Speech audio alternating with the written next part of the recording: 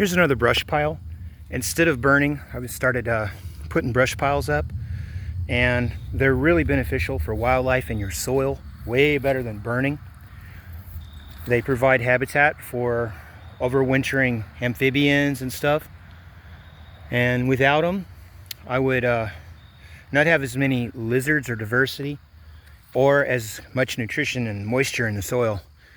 They hold the moisture during dry times, and around the perimeter of the brush pile there'll be a lot of plants still growing when everything else is dead and brown. I plant cherry tomatoes around them, and I let the blackberries grow on them and stuff. They do really good. So I'm going to show you some more brush piles if I can. Anyway, it really increases the wildlife. They are the best thing I ever did, was making brush piles instead of burning. There's another one way over there, and even though it's fall, there's a bird nest in it. Don't know what kind of bird it is yet, but something's in that one nesting. And what I love about it, like I said before, is that I also have some lizards here that I really like, and they live over the winter in that, and I have a lot more lizards in the spring because of that, those brush piles. And I like that brush pile because it's near my beehives, and I need the lizards because they eat the hive beetles that bother the bees, and they also eat the sick bees. That's what predators do. They eat the sick animals and keep them healthy, keep the entire genetic pool healthy. That is the real predators, the natural predators. This is actually a horse pasture, so I have to crawl underneath barbed wire every now and then.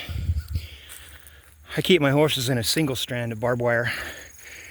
Here's some puffballs. These are already too old to eat. There's another brush pile. You can see what happens at maturity. I got fig trees all over the place. At maturity, the brush piles grow up with all this brush over them, and these are full of wild roses. You can see the rose hips. You can make tea with those. Anyway, that's about, oh yeah, I was going to show you the prickly pears. So I grow a few rows of prickly pear. They're one thing at 7A. You can still grow. It'll overwinter, it'll take the heat, it'll take the drought, it'll take the cold. They can take it down to 0, but they die. The upper pads are going to die, and they still come back. Anyway, this time of year, as you can see, there's food to eat. They make these. I don't have to water them or do anything to them. They survive on their own.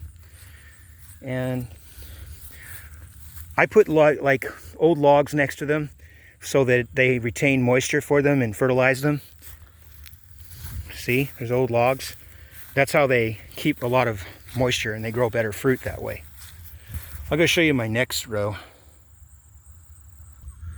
That was a brush pile. It's still filled with really good soil in there, and I could just mow it now with the tractor and plant there and be very rich.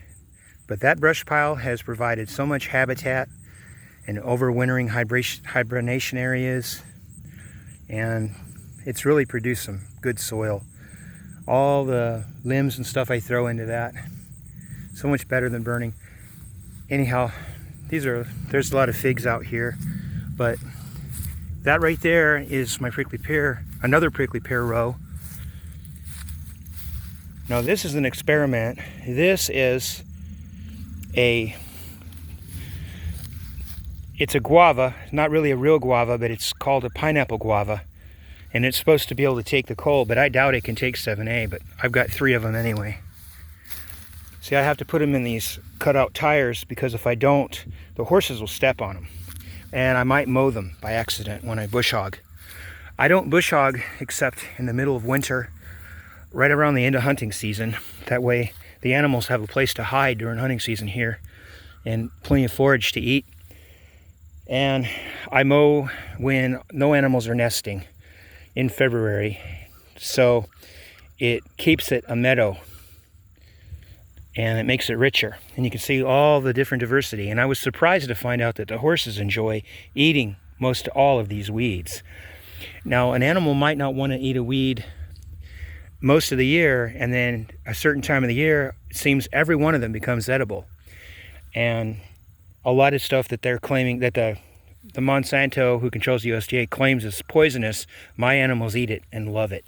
Such as perilla mint and St. John's wort, and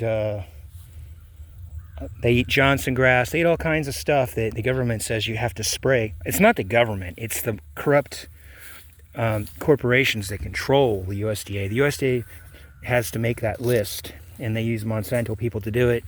Monsanto's no longer in charge because they got sued. They now hide inside of the Bayer Corporation. They're still there. All the products are still there. They're still running the show.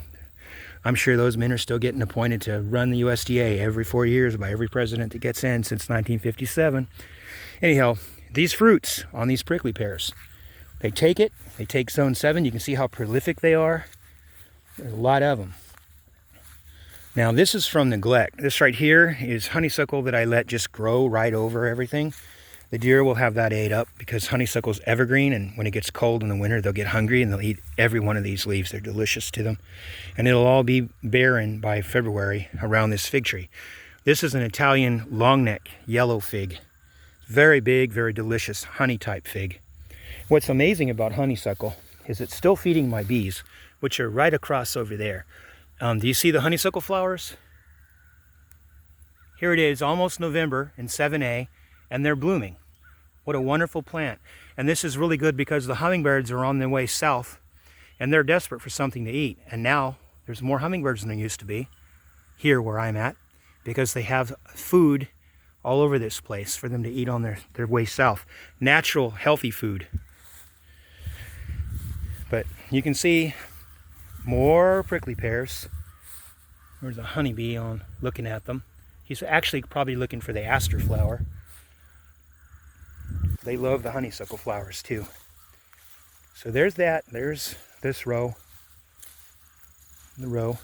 Now I'm going to be picking those prickly pears and making jelly out of them as soon as it frosts. I'm going to try to get as much out of them as I can before the frost comes. Anyhow, that's all.